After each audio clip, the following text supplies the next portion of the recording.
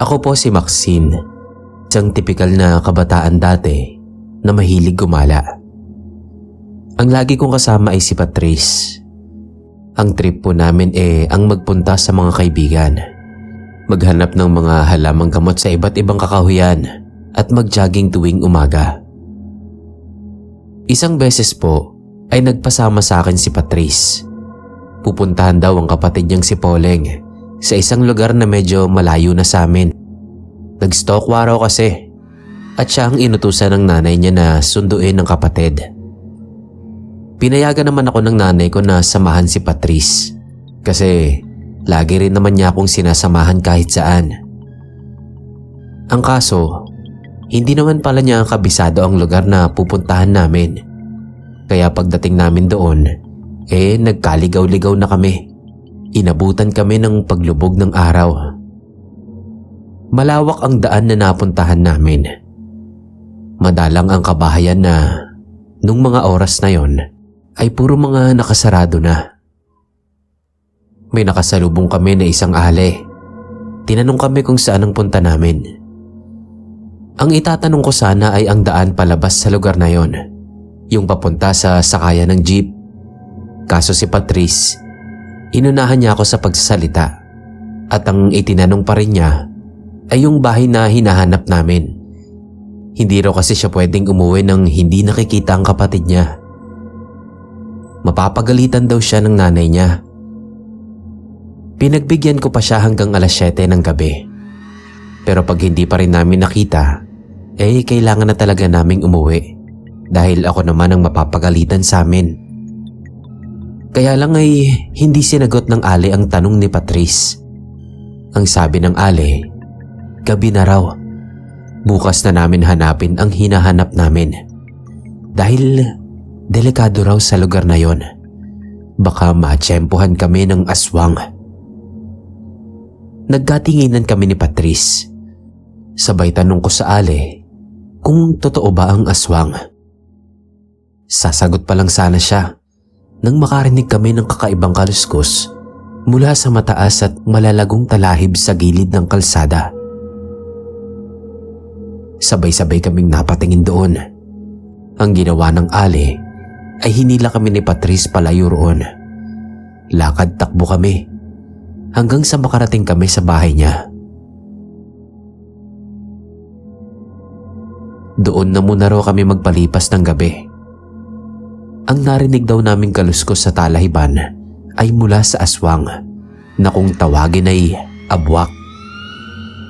Ang abwak daw ay uri ng aswang na may kakayahang dumaan sa ilalim ng lupa. Kaya kung tawagin din sila ay aswang lupa. Nangilabot kaming pareho ni Patrice noon. Bukod sa natatakot ako sa sinasabing abwak, ay natatakot din akong mapagalitan ng nanay ko kapag hindi kami nakauwi. Habang nagtatalo pa kami ni Patrice sa dapat naming gawin, ay sumilip ang ale sa maliit na butas sa dingding ng bahay niya. Tapos sinaway niya kami. Huwag daw kaming maingay. Nanahimik naman kami. Nakasilip din kami. Nakita namin na isang lalaki ang nasa labas ng bahay. Palinga-linga na parang may hinahanap. Sabi ng ale, kami raw ang hinahanap nun dahil naamoy na kami. Alam na dayo kami sa lugar. Gusto ng ale na magtago kami roon sa gilid niya. Pero ayaw namin kasi hindi kami mapakali. Takot na takot kami ni Patrice. Nandoon lang kami sa sulok, malapit sa pintuan. Ewan ko kung bakit hindi rin ako mapalagay sa ale. Maya-maya ay may narinig kaming mga yabag na paparating. Sumilip agad ako sa butas. Madaming tao ang nakita ko. Hindi ko bilang. Basta isang grupo sila na may hawak na mga sulo at mga sibat. Sumigaw yung isang lalaki. Yung lalaking yun ang nakita naming palakad-lakad kanina. May binanggit siyang pangalan. Iyon siguro ang pangalan ng ale. Ang sabi, pakawalan daw kami kung ayaw niyang sunugin nila ang bahay niya. sabay kaming napatingin ni Patrice sa ale na noon ay nasa likuran na namin. Parang biglang nagbago ang aura niya. Yung tipong nagdilim ang muka, parang galit. Hindi ko na hinintay ang susunod na mangyayari. Binuksan ko agad ang pinto at hinila ko si Patrice palabas. Kaso, nahawakan siya ng ale sa braso. Buti na lang at nakita na kami ng mga tao, kaya tinulungan kami. Ang grupo ay mga nagro-ronda pala. Matagal na raw nilang binabantayan ng ale dahil alam nilang may lahi siya ng abwak. Hindi lang talaga nila matsyempuhan. May nakakita raw na isinama kami ng ale sa bahay niya, kaya nag-alala sila at sinundan kami. Hindi kami makapaniwala ni Patrice na muntik na kaming mabiktima ng aswang na yon na nagkunwaring tinulungan kami. Ang balak pala pag nakatulog na kami ay saka kami yayariin. Tinakot kami na may aswang sa labas para nga hindi na kami magpilit na umuwi. Hinatid na lang kami ng mga tanod pa uwi sa amin. Ang tanod na rin ang naghanap at nag-uwi sa kapatid ni Patrice na nagstokwa.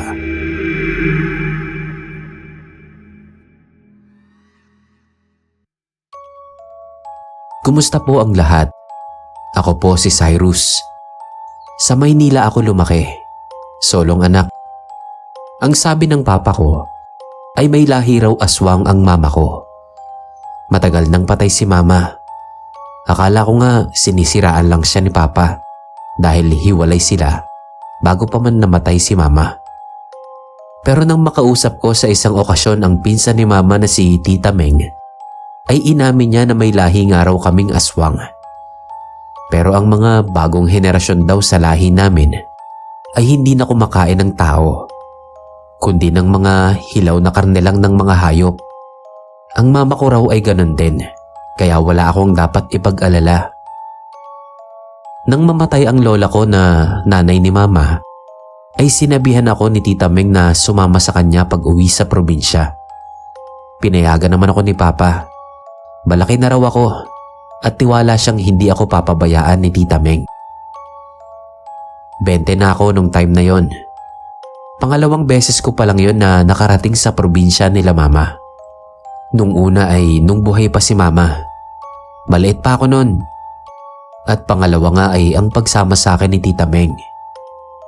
Noon ko lang din nalaman na sobrang dami ko palang mga pinsan. Pero lahat sila mga mukhang weirdo. Hindi naman po sa nanghahamak ako. Pero kasi kung tumingin sila, pailalim at makahulugan. Tapos, hindi ko rin sila nakikitang nag-uusap-usap. Di gaya sa ibang magkakamag-anak.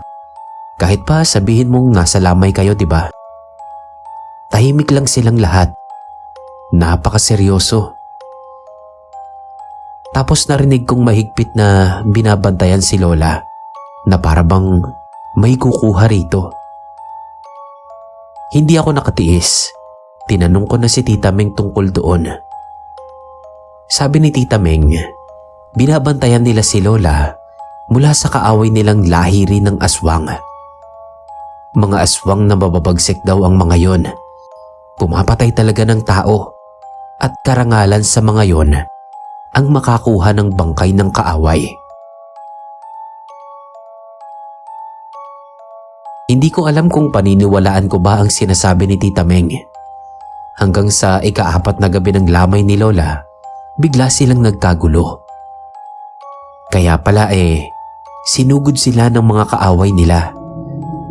Nanlalaki ang mga mata ko noon habang nagtatago sa ilalim ng mesa. Doon ako pinatago ni Tita.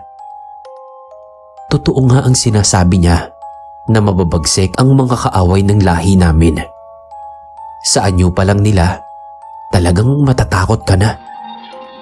Pero kahit ganon, hindi nagpatalo ang mga kamag-anak ko. Talagang nakipaglaban sila. Habang yung iba ay humaharap sa laban, ang iba naman ay nakapalibot sa kabaong ni Lola.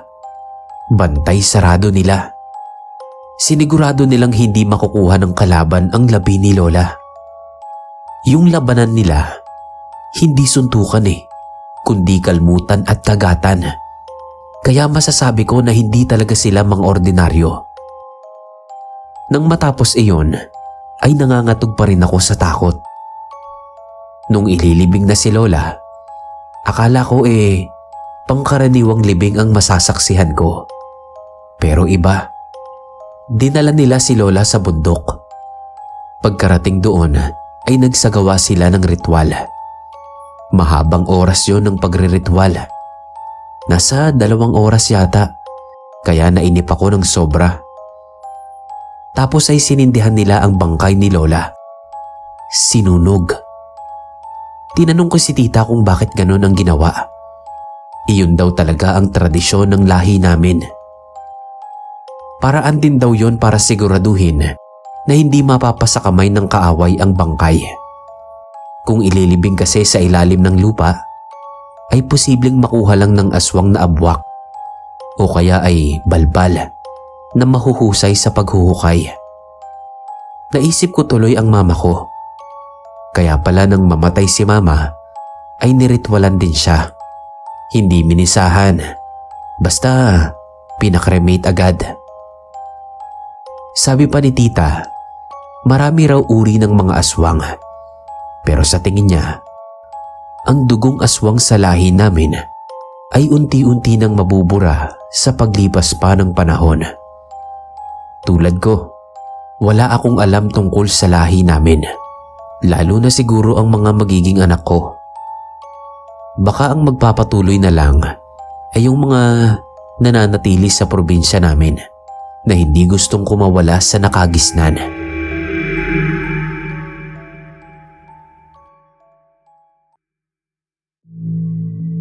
Karaniwan pong naririnig ko sa mga kwento-kwento, kapag daw ang isang bahay ay hindi tinatauhan o kaya yung mga inabandona na talaga ay pinamamahayan ng mga multo o kaya masasamang espiritu.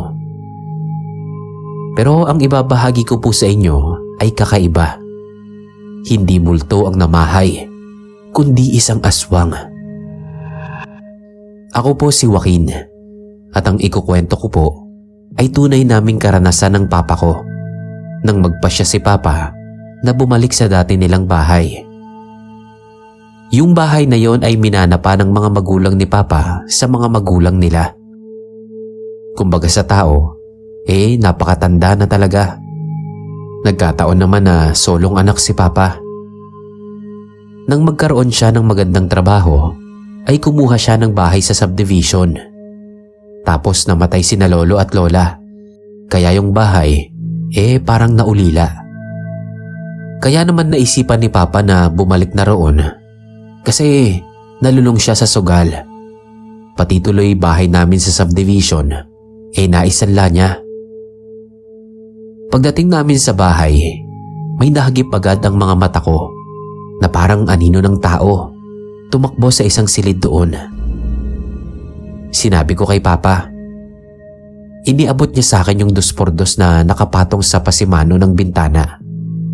Puntahan ko raw, baka may nakapasok na adik dahil ang dami ng sira ng bakod. Pati bahay, ang dami na ring malalaking sira, kaya hindi malayong may makapasok nga. Kabado ako, pero gusto ko talagang malaman kung sino ang anino na yun na tumakbo sa silid.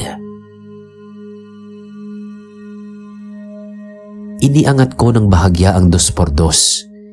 Inihanda ko ang sarili ko.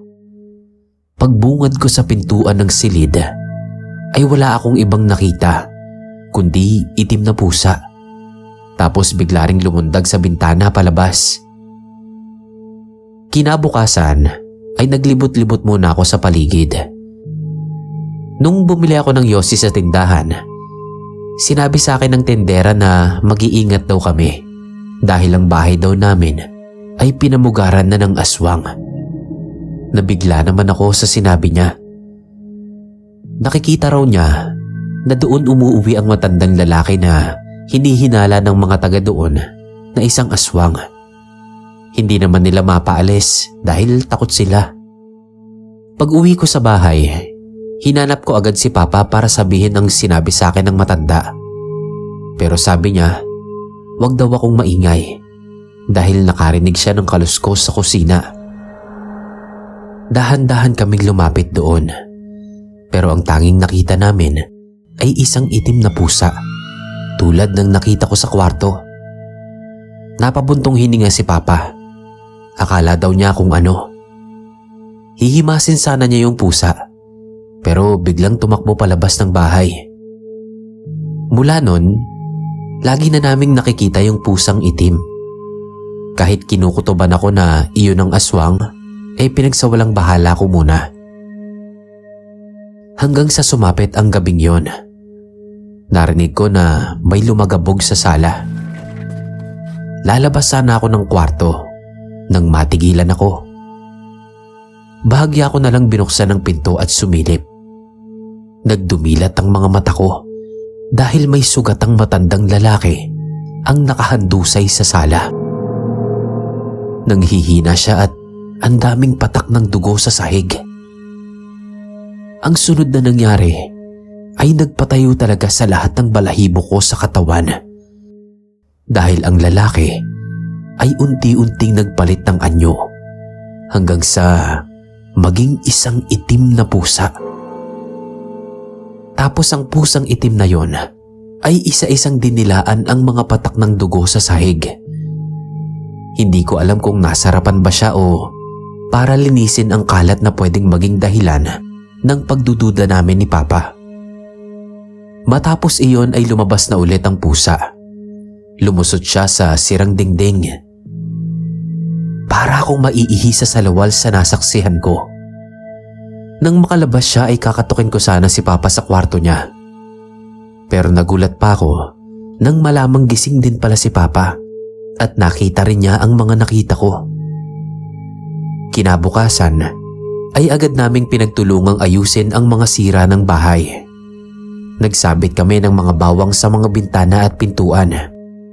Nagbudbud din kami ng asin sa mga posibleng daanan ng aswang papasok sa bahay. Kahit magsapusa pa siya.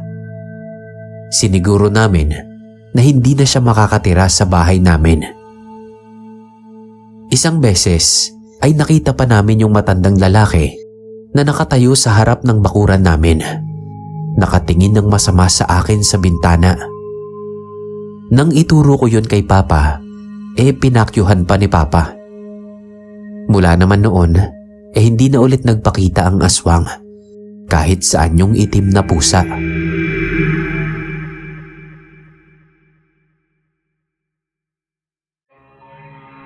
Ako po si Ludi Jean. Ang kwentong gusto ko pong ibahagi sa inyo ay hindi ko po sariling karanasan, kundi sa kapitbahay namin. Pero naging saksi naman po ako sa pinagdaanan niya. Dito po mismo iyon nangyari sa probinsya kung saan ako nakatira hanggang ngayon. Dati po, nung 23 anyos pa lang ako, may kapitbahay kaming mag-ina. Matanda na po yung nanay na si Aling Besing. Nasa 70 na. Ang anak naman po niyang lalaki na si Kuya Enteng nasa 30 mahigit. Pero wala pang asawa, ni wala pang girlfriend. Tahimik lang po silang mag-ina na namumuhay. Hanggang isang araw, habang nagwawalis ako sa bakuran namin, nakita kong patakbong umalis ng bahay nila si Kuya Enteng. Kasunod niya ang nanay niya na parang nag-aalala. Nilapitan ko si Aling Besing. Tinanong ko kung anong nangyari kay Kuya Enteng. Hindi nga raw niya alam. Mula pa raw nung isang linggong galing sa inuman, hindi na raw kumain. Natulala at laging nakahawak sa tiyan. Pag tinanong naman niya kung masakit ba ang tiyan, panay ang sabing hindi at hindi rin nakakaramdam ng gutom. Tapos kaninang umaga raw paggising, namumutla na tila aligaga. Mga sumunod na araw, nagising kami nila nanay sa malakas na katok ni Aling Besing, humihingi ng tulong. Sabi niya, nahayanggaw daw ata ang anak niya kasi bigla na lang siyang aatakihin. Buti na lang daw at nakatakas pa siya. Nag-iba raw ang anyo ng anak niya Nangitim ang balat at nanlilisik ang mga mata. Nang makatakbo siya, tumakbo rin ang anak niya at hindi niya na alam kung saan nagpunta. Ang tatay ko noon ay nagtatrabaho sa barangay. Humingi siya ng tulong para hanapin si Kuya Enteng. Malawak ang lugar namin. Masukal pa dahil sa dami ng mga kakahuyan, kabilaan, kaya naghiwa-hiwalay sila sa paghahanap.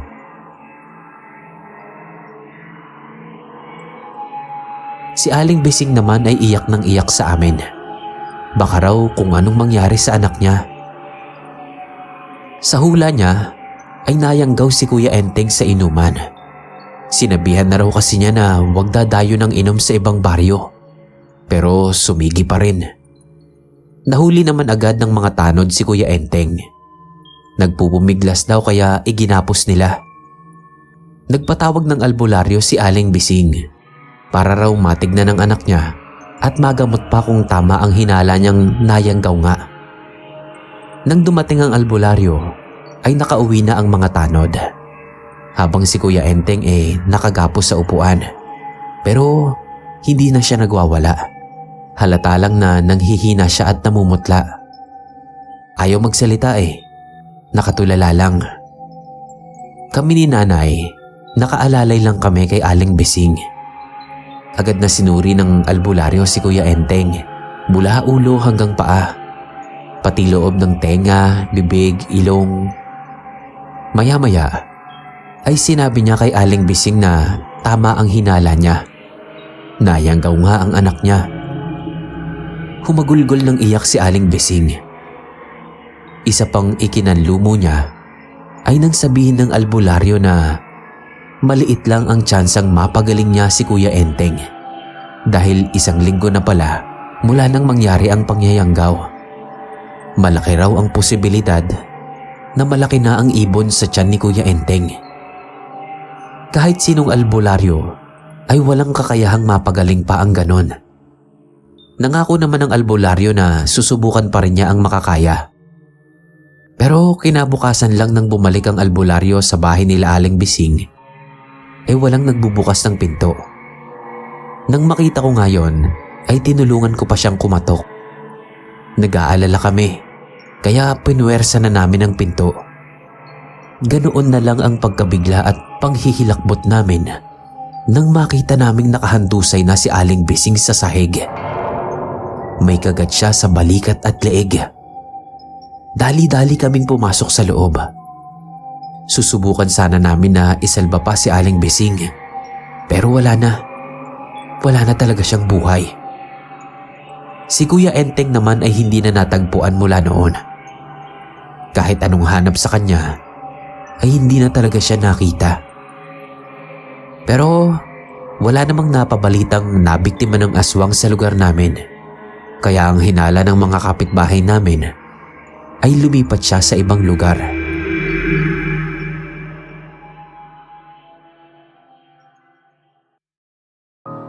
Popoy na lang ang itawag niyo sa akin. Laking eskinita po ko dito sa lugar namin sa Malabon. Noon pa man ay may mga nababali-balita ng aswang dito sa amin. Pero syempre, marami ang hindi naniniwala.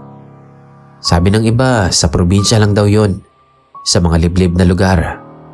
Sabi naman ng iba, hindi na uso yun. Ako, ipinagkikibit balikat ko na lang. Hindi pa rin naman ako nakakakita ng totoong aswang. Puro sa palabas lang at mga babasahin. Nung panahong yon, taong 2000, nagtatrabaho ko sa isang pabrika sa Valenzuela. Madalas ay ginagabi ako ng uwi dahil lagi akong naiipit sa traffic. May pasulpot-sulpot na noon na balita na may nakikitang malaking ibon na itim na pagala-gala sa eskinita. Isang beses daw, nakita ng buntis naming kapitbahay sa bintana nila. Hinagisa ng asin kaya umalis. Isang beses naman, inatake raw ng ibon yung batang lalaki na nagtatapon ng basura. Pero mga ganong balita, hindi masyadong pinapansin sa amin. Pag-uusapan lang tapos makakalimutan din agad ng mga kapitbahay ko. Kumbaga hindi nila siniseryoso. Isang gabi nga na umuwi ako. Hindi ko lang sigurado kung 11 o 12 na yon ng madaling araw. Habang naglalakad ako papasok sa eskinita, sa bungad pa lang ay may nakita na akong ibon. Maitim at sa tingin ko, kakaiba ang laki. Parang hindi pangkaraniwan. Naisip ko agad yung sinasabing itim na ibon na nakita ng buntis sa bintana nila at yung umatake sa batang lalaki. Nagpatuloy lang ako sa paglalakad. Baka naman iyan lang din ang nakita nila at napagkamalan lang nilang aswang agad. Ganon kasi sa mga pelikula at babasahin. Pag itim na ibon at malaki, aswang na agad.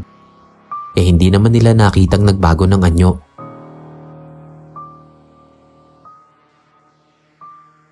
Naramdaman ko na lang na parang may sumusunod sa akin. Paglingon ko naman, wala. Nagulat pa ako nang pagharap ko ulit sa daan ko ay nandoon na naman yung itim na ibon. Nagtaka na ako nun. Bakit nasa daraanan ko yon? Natanong ko tuloy ang sarili ko. Hindi kaya ibang ibon ang nakita ko sa bungad ng eskinita? Binugaw ko ang ibon. Nung unang bugaw ko, ayaw pang umalis. Para bang may isip na nakikipagmatigasan sa akin. Napapalunok na ako nito sa nerbiyos. Kung sa karaniwang ibon yon, hindi mo na kailangang bugawin. Basta nadaanan mo kusang lilipad palayo. Inulit-ulit ko pa ang pagbugaw. At nang may matamaan akong kahoy sa gilid ng eskinita, dinampot ko yon. Iyon ang ipinambugaw ko. Sakalang lumipad ang itim na ibon na yon. Sinundan ko pa ng tingin. Iba na ang pakiramdam ko. Kaya nagmadali na ako sa paglalakad. Gusto ko na nga sanang tumakbo nang biglang makarinig ako ng sutsot. Lumingon ako. Paglingon ko, nakita ko ang isang matandang babae. Hindi pa naman siya matanda na as in lola. Pero halatang may edad na. Nasa balikat niya yung ibon na itim. Tapos, ngumisi siya sa akin. Doon na talaga umakyat ang takot mula sa talampakan ko hanggang sa ulo. Hindi agad ako nakatakbo nung sugurin ako ng babae pati ng ibon niya. Parang gusto akong kagatin.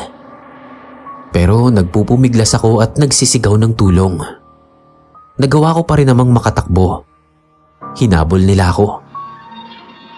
Natanaw ko ang medyo maliwanag na parte ng eskinita kung saan meron pang nagiinuman. Nagsisigaw ako ng tulong sa kanila. Nagtayuan naman sila at sinalubong na ako. Paglingon ko, wala na yung matandang babae pati yung ibon niya. Pautal-utal kong ikinuwento sa kanila yung nangyari at yung pag-atake sa akin ng babaeng yun at nung itim na ibon. Pinainom nila ako ng tubig para umayos ang paghinga ko. Katibayan ko sa kanila ang mga kalmot na tinamo ko sa braso, pati sa pisngi ko meron din. Madilim kasi sa parte ng eskinita na yon, mula sa bukana hanggang sa gitna. Bandang dulo lang may ilaw, kaya siguro malakas ang loob ng aswang na yon. Mula nang mangyari sa akin yun, nagpalipat na ako ng shift. Nakiusap na lang ako sa bisor ko. Yung mga kapitbahay namin, alam kong natakot din sila. Kaya hiniling nila sa barangay na malagyan ng ilaw ang parte ng eskinita namin na madilim.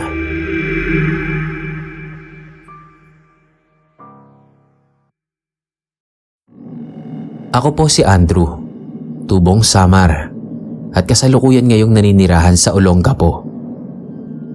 May maibabahagi rin po ako kung kwentong katatakutan ng pag-uusapan. May kinalaman po sa aswang. Medyo matagal na nga lang. Nagtatrabaho ako noon sa barko bilang crew, kung saan nakilala ko si Randel. Bagong crew lang siya noon. Naging malapit kami sa isa't isa. Hanggang sa mauna na akong makababa sa kanya ng barko. Nabakante ako sa trabaho. Mga ilang buwan lang, nalaman kong bumaba na rin ng barko si Randel. Kinontak niya ako at inaya niya na sumama sa pag-uwi niya sa isla nila. Pumayag naman ako kasi bakante pa rin naman ako nun. Pero may hinihintay na akong tawag sa trabaho. Malayo ang isla ni Randel. Sabi niya, wala akong iintindihin sa gastos. Kaya masayang masaya ako nang tumapak ako sa isla nila. Ipapakilala raw niya ako sa kapatid niyang dalaga. Hindi ko naman sineryoso. Natawa lang ako. Ang inaasahan kong daratnan namin masayahing pamilya. Masayahin kasi si Randel. Madaldal. Hindi na uubusan ng kwento. Pero yung pamilya pala niya kabaliktaran niya. Sobrang tahimik nila. Parang may bayad ang pagsasalita. Kung tumingin din sila, parang nang-uuri na hindi ko mawari. Hindi ko na lang sinabi kay Randel kasi baka ma-offend siya. Maski yung dalaga niyang kapatid na sinasabi niyang ipapakilala sa akin, matapos ipakilala sa akin tinalikuran na ako. Mukhang hindi naman interesado. Buti na lang at maganda ang lugar nila. Doon na lang ako bumawi. Nung natutulog na ako, naalimpungatan ako. Nakarinig ako ng mga boses na mahihinang nag-uusap. Parang sa labas lang ng kwartong ipinagamit nila sa akin. Kaya pinakinggan ko sa pinto. Narinig kong sabi ng nanay ni Randel, bakit pa raw ako isinama ron kung hindi naman pala ako ibibigay sa kanila? Sagot naman ni Randel, gusto lang daw niya akong makarating doon at gusto niyang ipakilala ko sa kapatid niya. Baka sakali raw na magustuhan ko at makapag-asawa na rin ang kapatid niya. Galit ang boses ng nanay ni Randel nang sabihin ito na hindi raw pwede ang gusto ni Randel. Ginapangan ako ng takot dahil hindi ko alam kung anong pinag-uusapan nila. Hindi ko naiintindihan kung anong gusto nilang mangyari sa akin. Bumalik ako sa higaan ko at nagkunwaring tulog habang nag-iisip. Maya-maya, nagulat pa ako nang may marinig akong mahihinang katok sa bintana. Napabangon ako at napaatras. Pero naaninag ko na parang si Randel yun. Kaya binuksan ko. Isinantabi ko ang pagdududa sa kanya dahil wala naman akong ibang maaasahan doon kundi siya lang. Sinenyasan agad niya ako na huwag maingay. Pabulong niyang sinabi sa akin, nakuhain ko ang bag ko at aalis na kami. Gusto ko pa sanang mag-usisa pero naunahan na ako ng takot kaya sumunod na lang ako. Kinuha ko ang bag ko at humakbang na sa bintana. Lakad-takbo kami habang binabaybay namin ang daan palabas doon sa lugar na yon. Nang may makasalubong kaming dalawang lalaki, ay nagtago muna kami sa malagong halaman. Doon ko na siya tinanong kung bakit kami tumatakas. Sabi niya, mamaya na lang daw siya magpapaliwanag. Basta, kailangan naming makarating sa bangka. Ang nangyari po kada may makikita kaming tao, nagtatago kami sa kung saan man kami mapasiksik. Siguro aswang din yung mga yun na iniiwasan namin. Kapag nakalampas na sa amin, ay saka naman kami magmamadaling tumakbo. Lakad-takbo ang ginagawa namin hanggang sa makarating nga kami sa bangka. Ewan kung kanino yon. Basta iyon ang ginamit ni Randel para makatakas kami. Nang makalayo na kami, ay sa kanya ipinagtapat sa akin ang lihim ng pamilya nila. Sabi niya, may lahi raw silang aswang. Akala raw niya, nagbago na ang pamilya niya. Dahil dati, nakatiis na silang kumain ng pangkaraniwang pagkain. Kalimitan gulay, kahit hilaw. Pati hayop kahit hilaw kinakain nila. Hindi niya alam na mula pala nung umalis siya at makasakay ng barko, ay balik sa dating gawi ang pamilya niya. At gusto pang arborin ng bisita niya. At ako nga yun. Tinanong ko si Randel kung dati na ba siyang nagsasama ng kaibigan doon para biktimahin nila. At kung bakit hindi niya ako ibinigay sa pamilya niya. Sabi niya, isang beses lang daw at hindi kaibigan ng isinama niya. kakilala lang. Pero ako, kaibigan daw ang turing niya sa akin dahil sa pinagsamahan namin sa barko, kaya hindi raw niya makakayang ibigay ako sa pamilya niya. Nagpasalamat ako kay Randel, pero hindi ko maiwasang tubuan ng takot sa mga inamin niya. Buti na lang po at pagkagaling namin sa isla nila, natawagan na ako sa bago kong trabaho. Kaya hindi na ulit kami nagkita. Nawalan na rin ako ng kontak sa kanya. At hindi ko alam kung sinadya niya ba yon.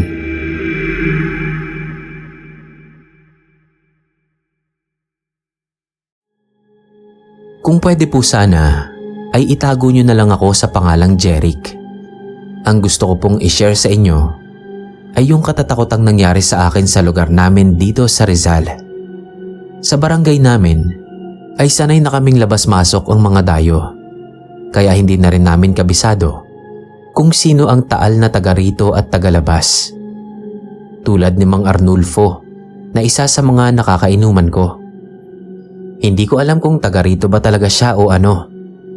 Kasi sabi niya, matagal na raw siya sa lugar namin. Pero noon ko lang siya nakilala. Sa inuman kung saan pareho kaming naimbita. Konti lang ang kwento niya tungkol sa sarili niya. Ang alam lang namin, matandang binata siya.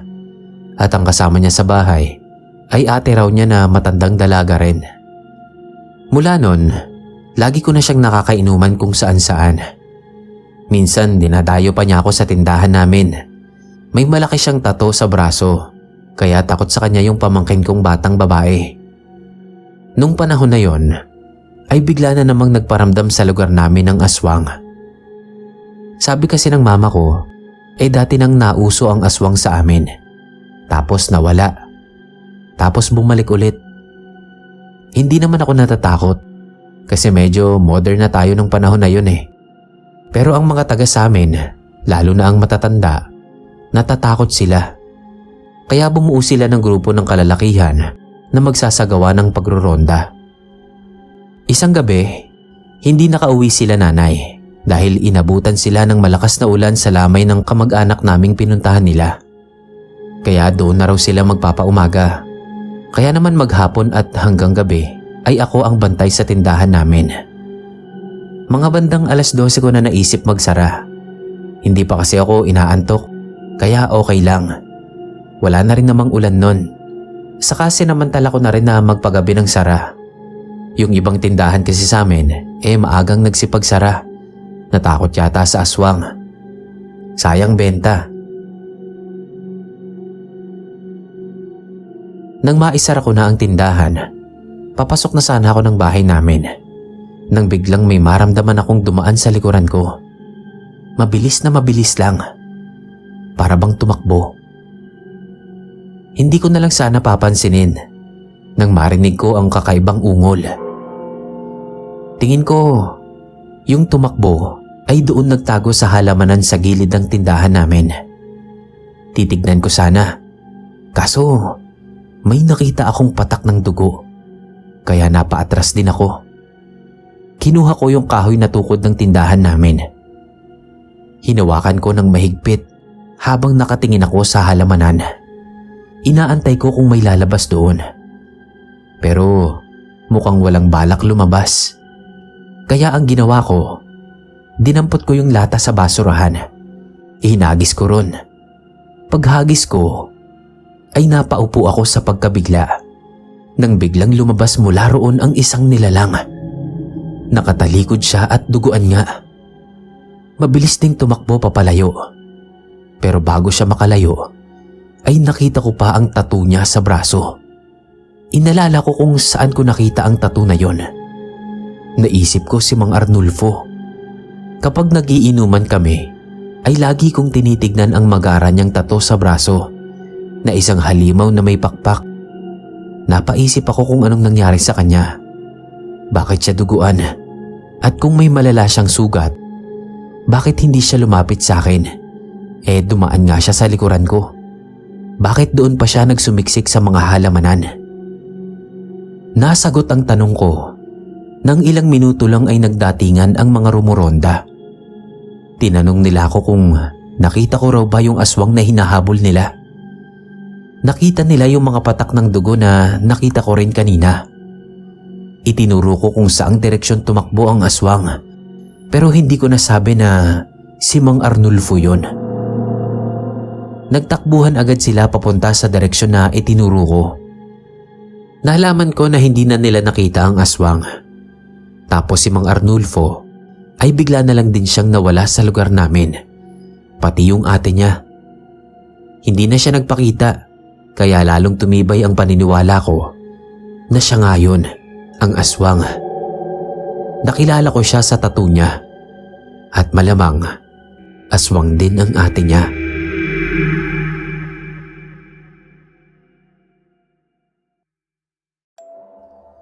Ako po si Veron, short for Veronica. May naranasan ako noon na may kinalaman sa aswang. Kaya masasabi ko talaga na totoo sila. Hindi sila gawa-gawa lang ng iba. Araw ng kasal ko, ang reception namin ay doon lang sa bakuran namin. Malawak naman kasi, kaya pwedeng-pwede. Habang nagkakainan na kami, ay napansin ko ang isang matandang babae na mag-isa lang na nakaupo sa isang mesa. Sobra-sobra kasi para sa mga bisita ang nailagay na mesa ng mga nag-ayos. Hindi ko kilala ang ale, kaya tinanong ko ang asawa ko kung kilala ba niya. Pero hindi rin daw. Hindi naman kumakain ng matanda. Nakaupo lang at patingin-tingin sa mga kumakain. Kaya pinabigyan ko na lang ng pagkain sa pinsan ko. Kahit hindi rin niya kilala. Kumain naman siya. Habang kumakain na siya, nahuli ko siyang panay ang sulyap sa akin ng palihim. Ewan ko, baka gustong magpasalamat, nahihiya lang.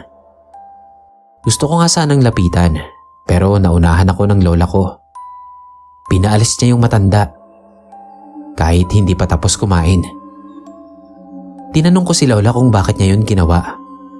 Ang sabi niya, aswang daw yun. Wala naman daw nakakakilala. Kanina pa niya ipinagtatanong. Tapos, lagi raw nakatingin sa tiyan ko. Buntis na ako ng 4 months nun. Kinilabutan ako sa sinabi ni lola. Pinakain ko pa man din kinukursunada na pala ako. Kwento pa ni lola, marami na raw nabiktima ang aswang sa kabilang baryo na mga buntis din. At malakas ang kutob niya na yun ang aswang. Ang matandang yun.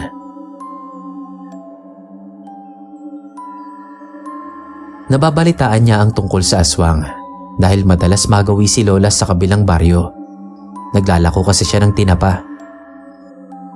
Makalipas lang ang ilang gabi matapos ang kasal ko, mag-isa lang ako sa kwarto dahil lumuwas ng Maynila ang asawa ko. May inaasikaso. Pero meron naman akong mga kasama sa bahay. Sa kwarto lang ako solo. Nagising ako na init kahit na may electric fan naman. Tapos malamig din sa labas. Itinutok ko na lang sa akin yung electric fan. Tapos natulog na ulit ako. Maya-maya, nagising na naman ako. Bigla ko na lang kasing naramdaman na sumasakit yung tiyan ko. Pagtingala ko, sobra ang panghihilakbot ko sa nakita ko. Sira yung yero ng bubong namin na parang sinadyang palakihin ng butas. Tapos nakita kong nakasilip doon ang nakakatakot na mukha ng matandang babae. Alam kong siya yun. Natandaan ko ang muka. Pero sa pagkakataong yun, mas umitim nga lang o madilim lang ang tingin ko. Dahil nga nasa bubungan siya. Nanlilisik ang mga mata niya at kita ko pa yung sobrang nipis na parang sinulid na nakalawit mula sa bibig niya. Iyon siguro yung gagamitin niya para makuha ang anak ko sa tiyan ko. Nagsisigaw ako ng nagsisigaw. Dinig ko pa yung mga yabag ng matanda sa bubong na siguro ay patakas na dahil nakita ko siya. Nagkatuka naman agad sa kwarto ko ang mga kamag-anak kong kasama ko sa bahay. Sila nanay at ang mga pinsan ko.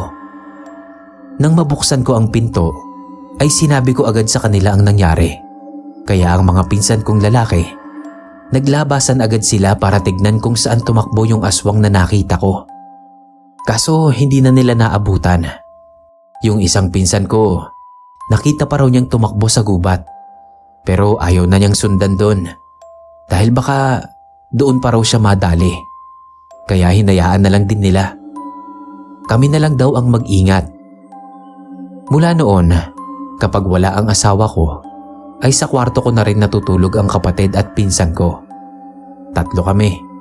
Tapos, nandoon na talaga sa kwarto ang garapon ng asin. Pati na ang buntot pagi ng tatay ko hanggang sa makapanganak na ako.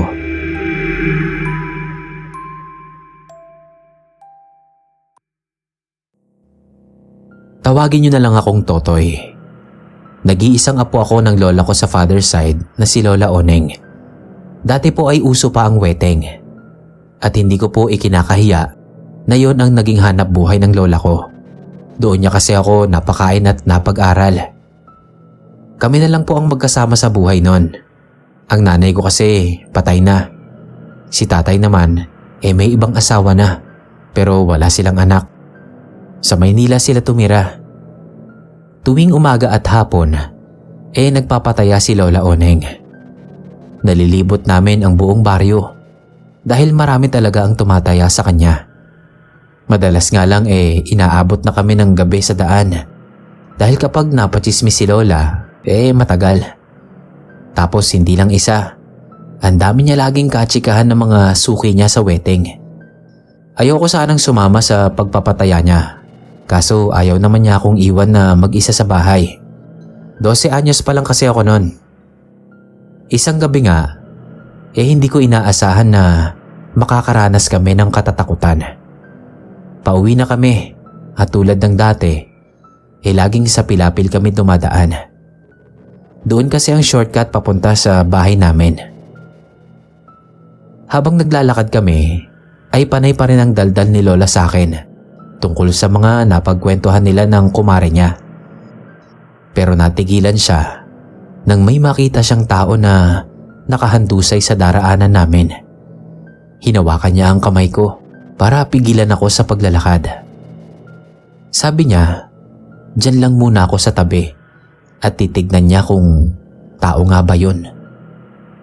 Sabi ko kay Lola, wag na. Sa kalsada na lang kami dumaan. Nakaramdam na kasi ako ng takot nun.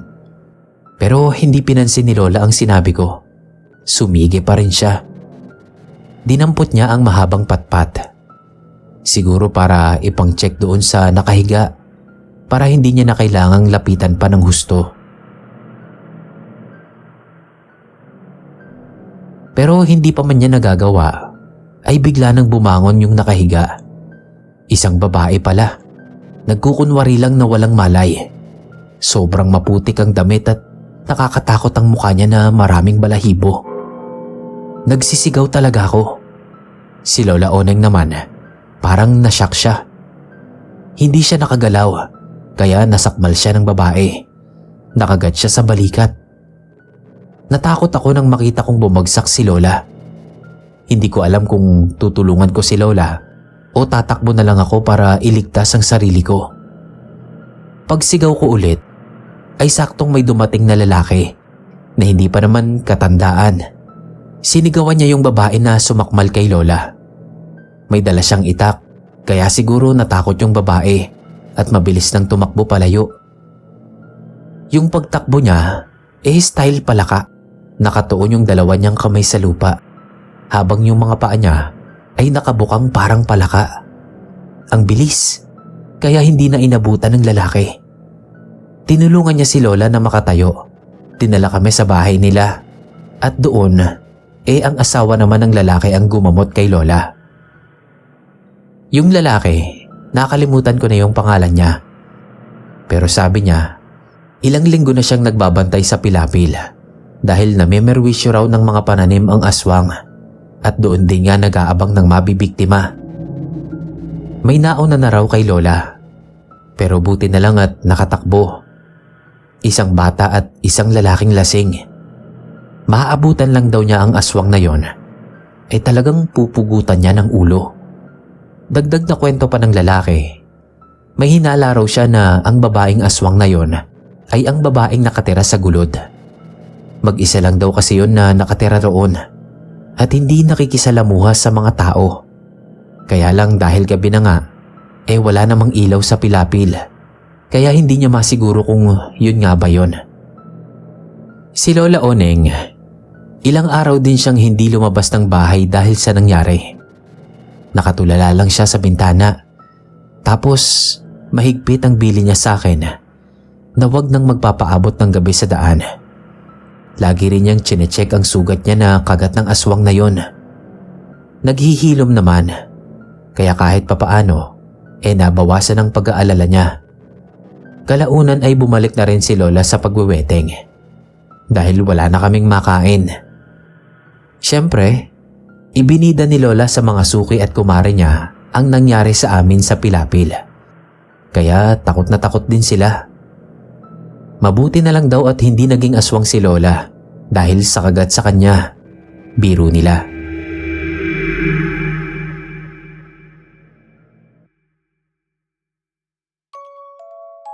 Ako po si Baby. Sana po mabigyang daan sa channel nyo ang kwento ko na tungkol sa aswang. Sa school po namin noon, meron kaming napakabait na janitor na kung tawagin namin, Kuya Art. Arthur po kasi ang tunay niyang pangalan. Hindi ko na lang po babanggitin ang pangalan ng eskwelahan namin dati. First year high school pa lang ako noon. Hindi lang sa mga estudyante magiliw si Kuya Art, kundi pati na rin sa mga guro namin, guard at sa mga tao sa kantinang paaralan. Kaya lahat kasundo niya. Isang hapon, uwian na namin. Nadaanan ko si Kuya Art na nakaupo sa isang bench sa loob ng school at nakahawak sa batok niya. Tinanong ko siya kung masakit ba ang batok niya. Tumango siya pero sabi niya, mawawala rin. Baka gawa lang ng pag-inom niya kagabi.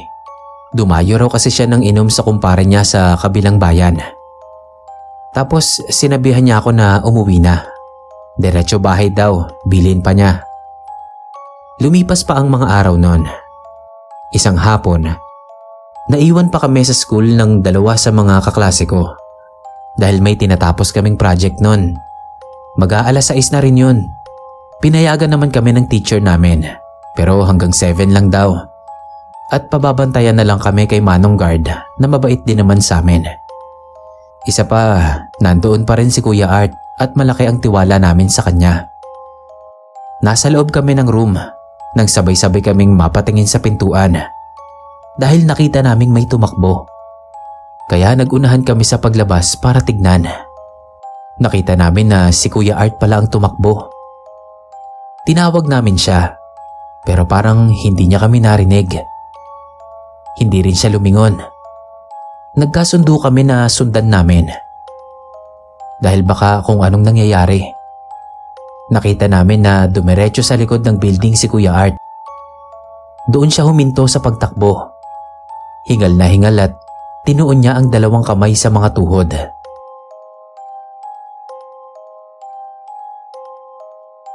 Lalapitan sana ng mga kaklase ko, pero pinigilan ko sila. Tapos hinila ko agad sila sa likod ng malaking basurahan namin na nasa tabi ng malaking puno. Doon kami nagkuble. Tinanong nila ako kung bakit ko sila pinigilan. Sabi ko, para kasing may kakaiba kay Kuya Art. Narinig ko na umuungol siya ng nakakatakot. Napaurong tuloy ang mga kaklase ko sa sinabi ko. Nagsumiksik pa sila sa akin. Pinanood namin ang nangyayari kay Kuya Art mula sa pinagkukublihan namin. Nakita naming hinawakan niya ang batok niya, ang tiyan niya. Tapos bigla na lang siyang natumba na parang namimilipit sa sakit. Sabay suka ng kulay itim na likido. Dahil doon ay napilitan kaming lapitan siya para tulungan. Tapos isang kaklase ko ang pinatakbo ko kay Kuya Guard para humingi ng tulong. Kaso paglapit naming dalawa ng kaklase ko kay Kuya Art ay bigla na lang siyang bumangon at inatake niya kami. Dahil hindi pa naman kami masyadong nakakalapit, kaya nakaiwas pa kami. Nagawa pa naming tumakbo. Sumisigaw kami sa sobrang takot habang tumatakbo. Nakasalubong namin si Manong Guard at yung kaklase naming tumawag sa kanya. Hinarang ng guard si Kuya Art. Nagkaroon sila ng pagpapambuno dahil parang wala na sa sarili si Kuya Art nung mga sandaling yon. Grabe talaga yung pagwawala niya. Sa pagpapambuno nila ng gwardya namin, kitang-kita ko yung pagtatagis ng mga ngipin niya. Gustong-gusto niyang sakmalin si Manong Guard. Hindi siya lumalaban ng pagsuntok eh. Ang gusto niya mga gat. Ginawa ng gwardya namin ay hinampas niya si Kuya Art ng sirang upuan na nakatambak lang sa gilid ng school. Kaso nasakmal siya sa bandang leeg, kaya ginamitan niya na ng baril. Hindi ko alam kung saan tinamaan si Kuya Art. Basta bumagsak na lang siya. Hingal na hingal si Manong. Ang sabi niya, kakaiba ang lakas na ipinakita ni Kuya Art. Malapit lang ang ospital sa school namin, kaya sinamahan namin si Manong Guard na madala roon si Kuya Art. Nagbigay din kami ng testimonya na walang kasalanan si Manong Guard sa nangyari. Nang dumating ang asawa ni Kuya Art, ay noon namin nalaman kung ano talaga ang nangyayari sa kanya. Kwento ng asawa niya, posible raw na nayanggaw si Kuya Art. Mula raw kasi nang makipag-inuman sa kabilang bayan, ay naging kakaiba na ang kilos. Nakita nga raw niya na nginangat-ngat ang dingding nila. Tapos ilang hating gabi nang lumalabas at pagbalik, putik-putik ang mga paa. Dahil nakayapak pag lumalabas. Tapos may mga mantsa ng dugo ang damit. Kasabay nun ay maraming may mga alagang manok sa lugar nila ang nabigla dahil natagpuan na lang nilang nayari na ang mga manok nila nang hindi nila alam kung sino ang gumawa nun. Malakas ang kutob ng asawa niya na si Kuya Art ang yumari sa mga manok dahil nakitaan pa niya ng mga balahibo ng manok sa hinubad na damit. Dahil naman sa pagkakabaril sa kanya, kinailangang masalinan ng dugo si Kuya Art. Hindi na siya nakabalik sa school bilang janitor. Pero nabalitaan naman namin na umokay na siya. Pagkalabas daw ng ospital, ipinaalbularyo ng asawa. At siguro naagapan ang pagiging aswang niya. Pwede rin na nakatulong ang pagsasalin sa kanya ng dugo. Hindi ko lang din sigurado.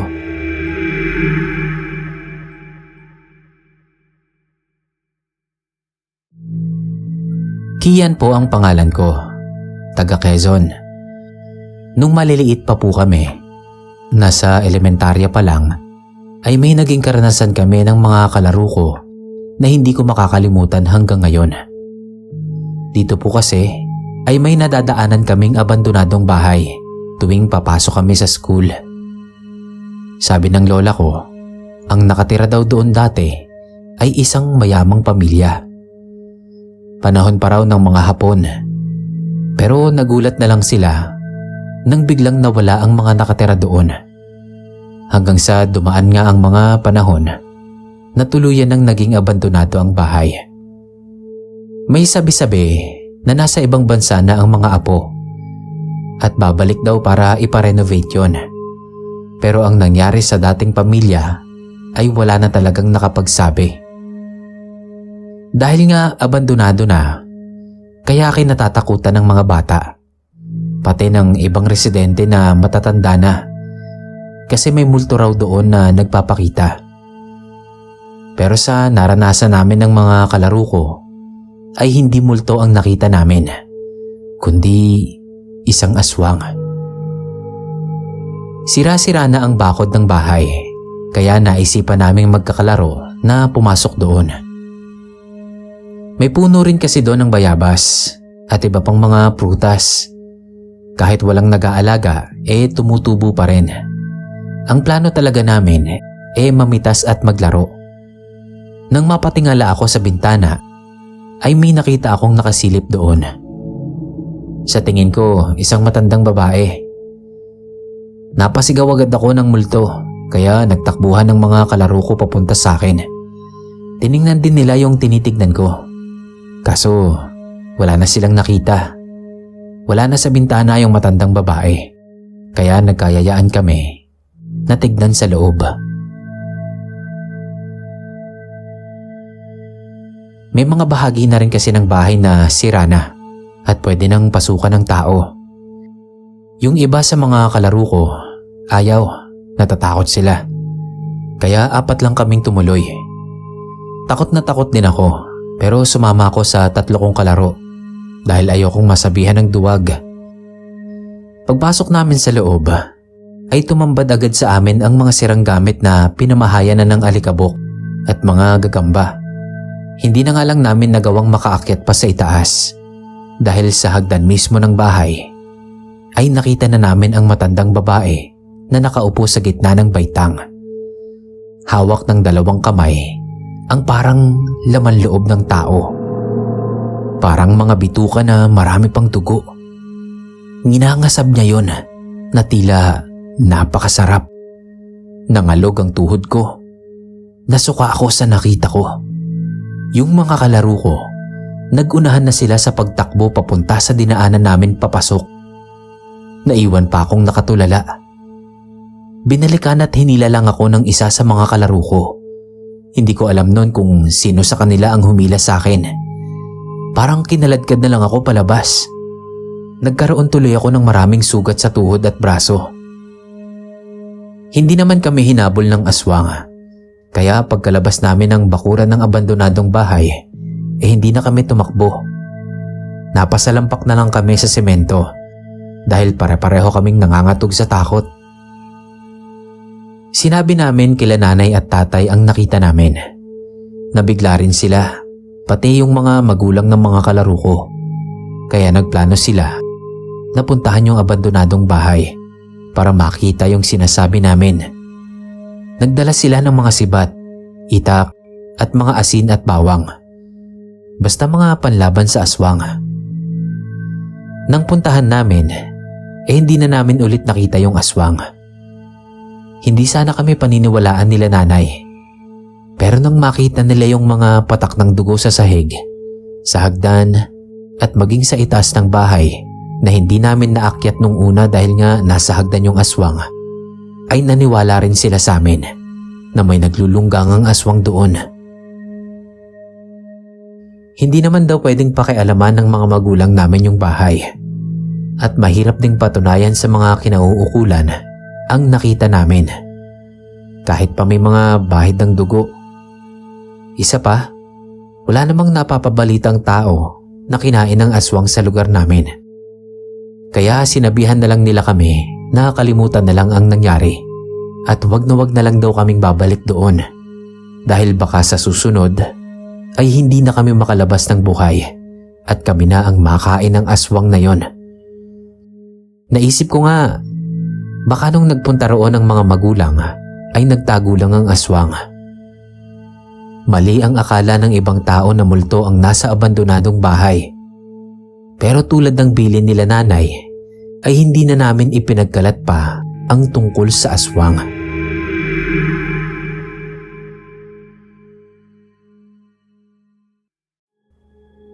Magandang umaga po. Ako si Peter. Noong nagbakasyon po ako sa probinsya ng kaibigan ko, nakasaksi po ako ng nakakatakot na pangyayari doon. Inaya po kasi ako ng kaibigan kong si Raj. Marami raw kasing magagandang paliguan sa lugar nila. Pareho kaming mahilig sa mga paliguan. Kaya sumama naman ako. 24 ako nung panahon na yon. Magkaidaran lang kami ni Raj. Okay naman ang pamilya niya. Mababait sila. Panay lang ang bili ng lola niya na huwag kaming lalayo at baka mapaglaruan daw kami ng mga engkanto. Sabi naman ng tatay ni Raj, mas matakot kami sa mga gumagalang aswang. Para sa akin, biro lang yon. Hanggang isang araw nga, naengkanto raw ang kapatid ni Raj na bunso. Babae na 15 years old. Kaya inutusan si Raj ng lola niya na sunduin sa bundok yung kakilala nilang albularyo. Siyempre sinamahan ko si Raj. Ang albularyo raw na si Kahabong ay kaibigan ng lola niya Nung araw pa na kabataan pa nila. Dahil may kalayuan ang bundok kung saan nakatira si Kahabong, kaya inabot kami ng dilim.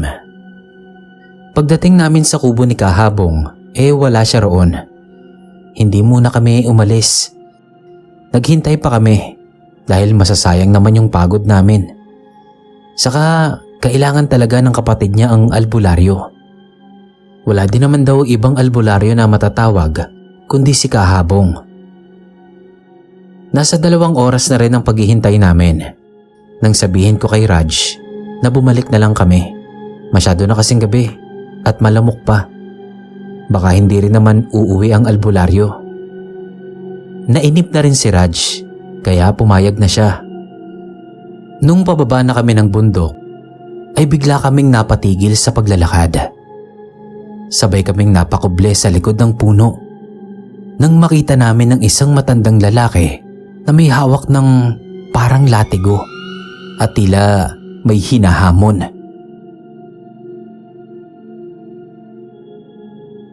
Ibinulong sa akin ni Raj na iyon daw si Kahabong.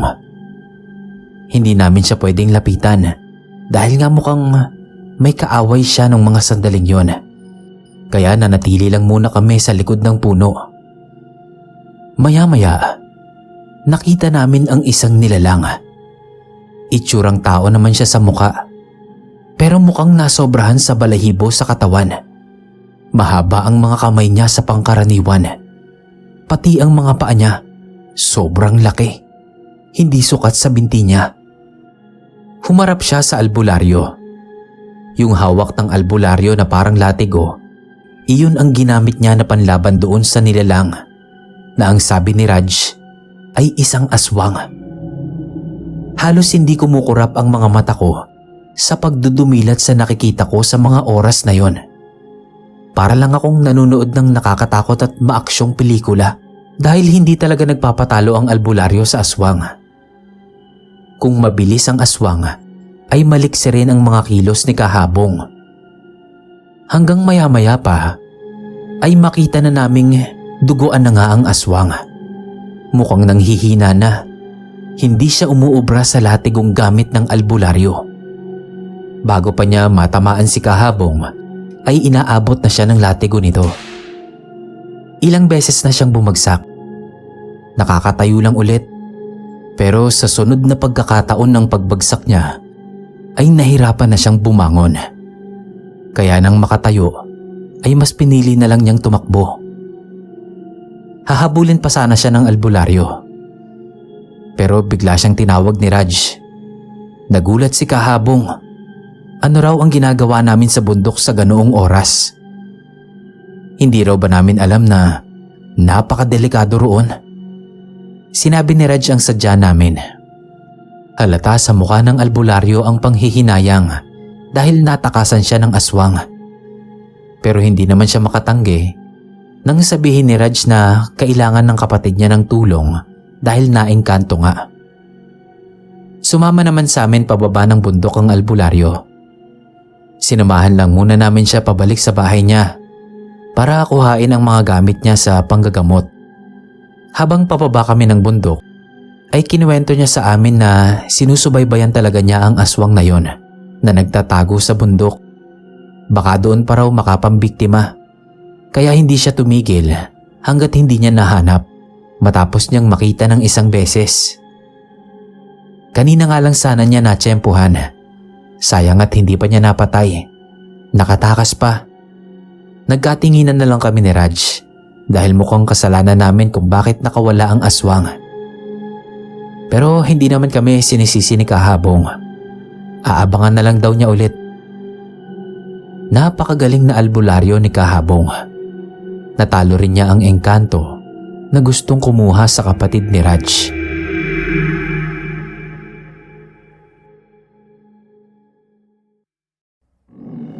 Isang masayang bati po sa lahat ng mga katulad ko na mahilig sa mga nakakatakot na kwento. Ako man po ay may karanasan ding nakakatakot nung bata pa ako. Sa lugar namin, parteng Visayas, hating gabi nun. Hindi ko na nga lang natingnan ng oras. Pero mga tulog na kami Nagising na lang kami sa malalakas na katok. Kinuha ng tatang ko ang nakasabit na itak sa dingding at saka binuksan ng pinto. Isang lalaking duguan ang tumambad sa amin. Hinang-hina siya. At ang mabuksan nga ang pinto ay bigla na lang siyang bumagsak at humandusay sa sahig. Takot na takot ako noon kasi bata pa ako eh. 10 taong gulang pa lang ako. Sinabihan ni tatang si Nanang na papasukin kaming magkakapatid sa silid. Pero hindi ako mapalagay. Kaya nung nasa kwarto na kami, ay sumilip ako sa butas ng pinto. Nakita ko mula roon na ginagamot ni nanay ang sugatang estranghero, habang si tatang naman ay nakabantay at hindi pa rin binibitawan ng itak. Sinaway ako ng ate ko. Pinaalis ako sa butas. Maya-maya nakatulog na ulit kami. Nagising ulit ako. Sobrang tahimik na sa paligid kasi tulog na ang mga kapatid ko. Nakasama ko sa kwarto. Naiihi ako kaya bumangon ako para pumunta sa banyo. Pagbukas ko ng kwarto, nakita kong natutulog na sa mahabang upuan namin sa sala yung lalaking duguan na ginamot ni Nanang. Sila Nanang at tatang, siguro nasa kwarto na nila at tulog na. Nung hahakbang na ako papunta sa banyo, nagulat ako nang biglang dumilat yung lalaki at tumingin sa akin. Kaya napatakbo ulit ako pabalik sa kwarto. Tapos nakarinig ako ng mga nagkakaingay sa labas. Ginising ko ang mga kapatid ko. Habang ginigising ko sila, ay narinig ko si Nanang na tumatawag sa amin sa bintana ng silid nila. Magkatabi lang kasi ang bintana ng kwarto namin at yung bintana ng kwarto nila Nanang. Kaya naman dumungaw ako. Takot ang mukha nila Nanang at tatang. Sumesenyas sila na huwag maingay. Sumesenyas din sila na kailangan naming lumipat mula sa bintana namin papunta sa bintana nila. Hindi kasi pwedeng tumalon doon dahil may kataasan. Naguguluhan pa kami noon. Hindi pa namin alam ang nangyayari. Basta, sumunod na lang kami sa ipinapagawa sa amin nila Nanang at tatang. Si tatang ang umaabot sa kamay namin kapag malapit na kami sa bintana nila. Napakakitid lang ng tinutulayan namin patawid. Pero nakatawid naman kaming lahat ng maayos at ligtas. Kung sila kasi ang lilipat, ay baka hindi kayanin ng tuntungan. Kaya kami ang pinalipat nila dahil maliliit pa kami at magagaan. Nang makalipat na kami, saka sinabi ni Nanang sa mahinang boses na nakatanggap daw ng text si tatang mula sa kumpare niyang kasama sa pagroronda at sinabing may hinahanting silang aswang na lalaki. Duguan raw, kaso ay nakatakas. Baka raw magawi sa amin ay sabihan lang namin sila. Sinabi nga ni tatang na may tinulungan sila ni Nanang na dugo ang lalaki. Kumatok kasi sa amin at ginamot pa nga ni Nanang ang mga sugat. Kinumpirma ng kumpare niya na yun na nga ang aswang. Kaya sinabihan sila tatang na huwag lalabas ng silid at paparating na sila. Iyon pala ang narinig kong ingay sa labas. Dumating na pala ang mga nagroronda. Nanginginig kaming lahat sa takot nun. Narinig na naming kinakalampag ng aswang ang pinto ng kwarto naming magkakapatid. Tapos nabuksan niya dahil siguro sa lakas niya. Pero dahil wala kami roon, kaya ang pinto na ng kwarto nila Nanang ang kinakalampag niya. Gusto pa yata kaming i-hostage dahil nasukol na siya ng mga nagroronda. Hinarangan naman nila tatang ng upuan ng pintuan ng kwarto. Tapos narinig na lang namin na parang nakapasok na rin ang mga nagroronda sa loob ng bahay namin. Tinakpan ko ang tenga ko noon dahil nagkakagulo na sila. Mukhang nanlaban pa ang aswang. Dinig namin ang kakaibang ungol niya na parang galit na galit. Kaya kaming magkakapatid ay napasiksik na lang sa isang sulok. Mga ilang saglit pa at kumatok na ang kumpare ni Tatang sa kwarto. Kaya binuksan na ni Tatang ang pinto. Akala namin ay nahuli na nila ang aswang. Pero pagkalabas pala ng bahay ay nakawala pa rin daw at nakatakas na naman. Basta sa susunod daw ay wag na ulit kaming magpapapasok ng kahit na sinong estranghero sa bahay namin para hindi kami mapahamak. Narinig kong sabi ng kumpare ni Tatang.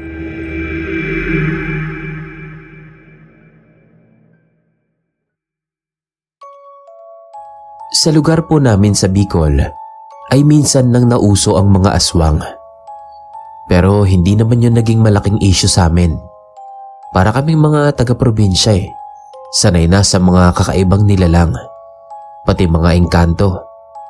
Kumbaga, nasa pag-iingat na lang yon kung ayaw mong mapahamak ka.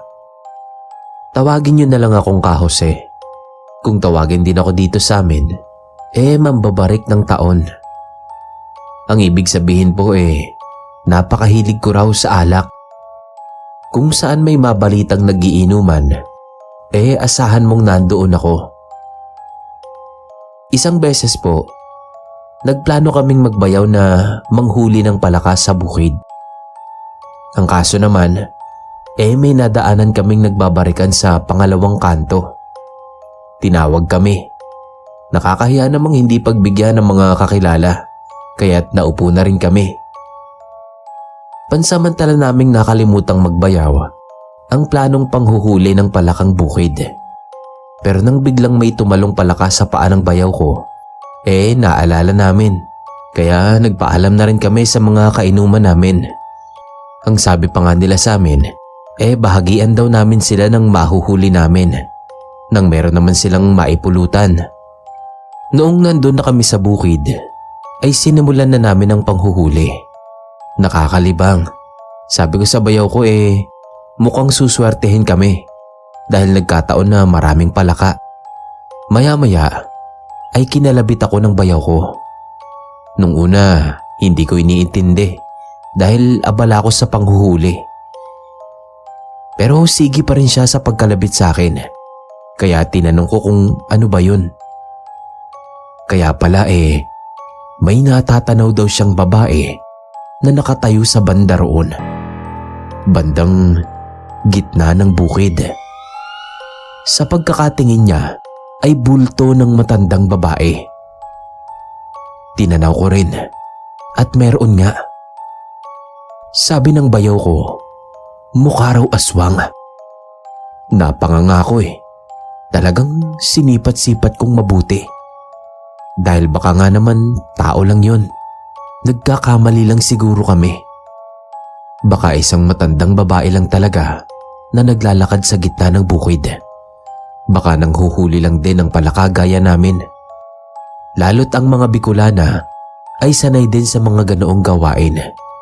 Kahit panlalaki pa yan. May dala naman kaming flashlight. Nagtutulakan kami kung sino ang magsisinag doon sa matanda. Nakaramdam na rin kasi ako ng takot noon. Kaya sabi ko sa bayaw ko, siya na. Pero ayaw din niya. At baka raw pag sinag niya, ay biglang aswang nga ang makita namin. Ang ginawa ko, ako na lang ang nag-flashlight doon sa matanda na nananatiling nakatayo sa gitna ng bukid. Nang masinagan ko, ay doon nanlaki ang ulo ko sa sobrang takot.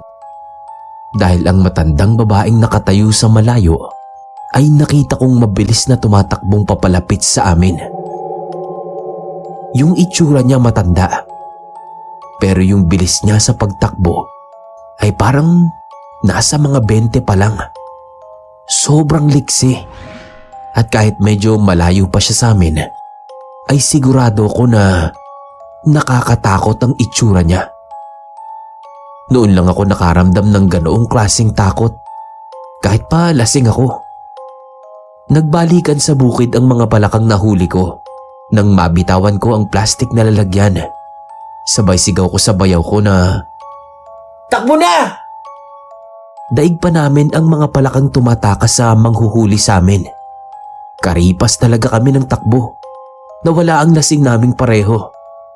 Nagganda dulas-dulas pa kami sa maputik na daan sa pag-uunahan namin.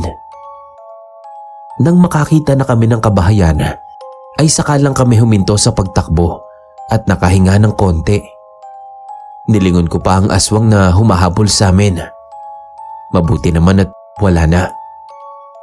Balik kami sa mga kainuman namin kanina. Takang-taka sila kung anong nangyari sa amin at mukha raw kaming pagod na pagod. Tapos hinanap nila yung mga palakang hinuli namin. Wala kaming maipakita dahil nagtalunan na nga pabalik sa mga lungga nila. Nagpaliwanag kami ng bayaw ko. Sinabi namin kung anong nangyari. Ang iba sa kainuman namin ay natawa. Pero may isang nagsabi na hindi naman talaga imposible ang nakita namin. Dahil palibot kami ng gubat, kakahuyan tapos wala pang kabahayan doon sa bukid. Kaya posibleng meron talagang aswang doon. Baka nga raw hindi lang iisa, marami pa. Itinuloy na lang namin ang pakikipag-inuman para kahit papaano mawala ang takot namin.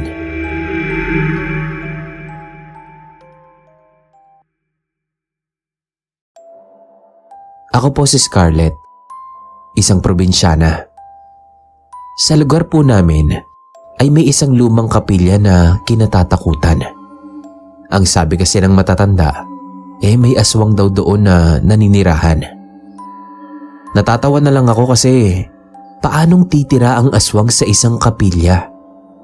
Hindi ba takot ang mga nilalang ng dilim sa tahanan ng Diyos? Kaya imposible ka ako yun. Baka panakot lang yun ang matatanda sa mga bata para hindi magpunta roon. Malapit kasi sa kapilya may mga bangin. Baka nag-aalala ang mga magulang sa mga anak nila na magtakbuhan at mahulog doon ang mga bata. Kaya hindi nila pinapagawi roon. Yung lumang kapilya po na yon ay naging abandonado na. May bago at malaking simbahan na kasing ipinatayo sa medyo bukana. Tapos, ang dami na rin sirang bahagi ng kapilya. Yung altar, mga upuan. Ang sabi ipapaayos, pero wala nang nag-intindi. Parang nakalimutan na nila. Ako naman, sa tinagal-tagal ko na sa lugar namin, dahil siyempre doon na ako isinilang, ni minsan ay wala pa akong nakitang aswang. Kahit marami ang nagsasabi na maraming ang aswang sa lugar namin. Hanggang sa ang hindi ko inaasahan ay mangyari mismo sa akin. 28 years old na ako noon. Isa po akong teacher sa pampublikong paaralan. At isa ang lumang kapilya sa mga nadadaanan ko tuwing papuntang school. Masasabi kong sanay na ako sa pagdaan doon. At wala naman akong nakita o naramdaman man lang na kakaiba.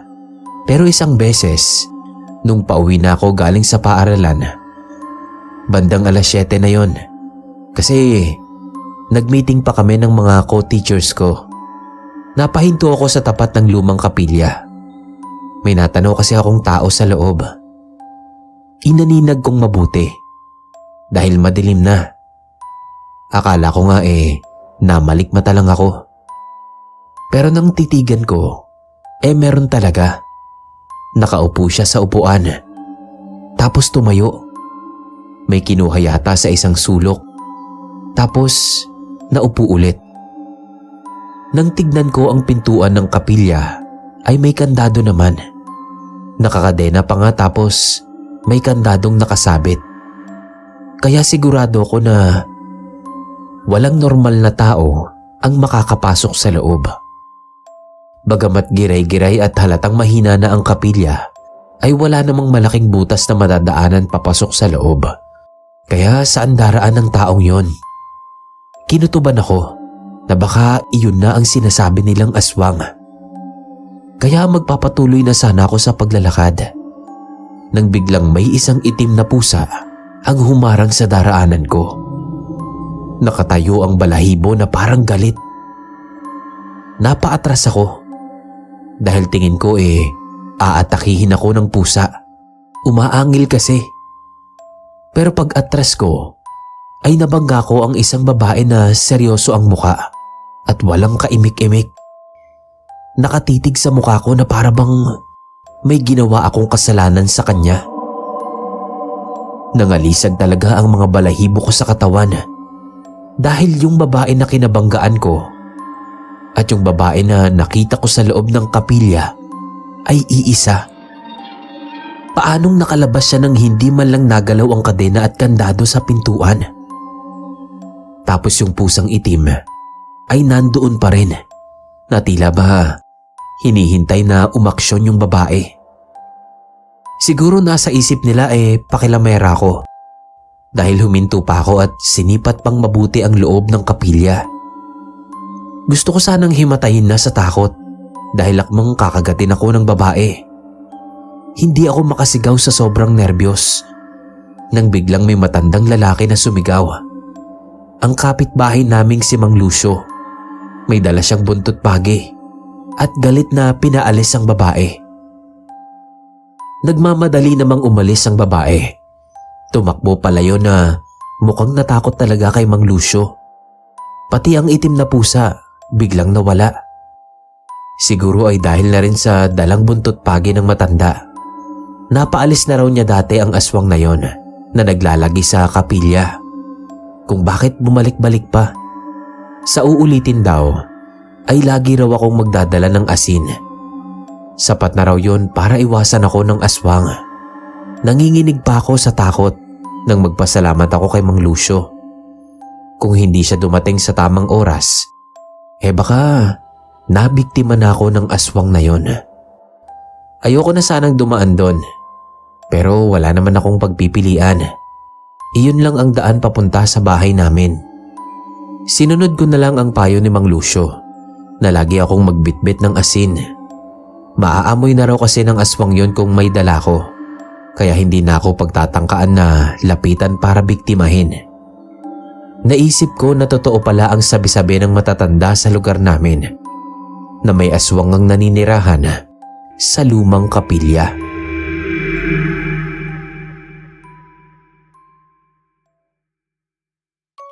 Yo mga kapasta, ako nga pala si Kira, ang boses ng Nginig Stories, katang isip lamang at creepy encounters. Kung nagustuhan niyo po ang kwentuhan natin ngayon, invite ko lang po sana kayo na pasyalan din ang channel ko. Nasa comment section po ang link ng channel ko. Sana po mapasyalan nyo. Maraming salamat kay Senpai Neb at maraming salamat din sa inyo mga kapasta. Karinigan po ulit tayo.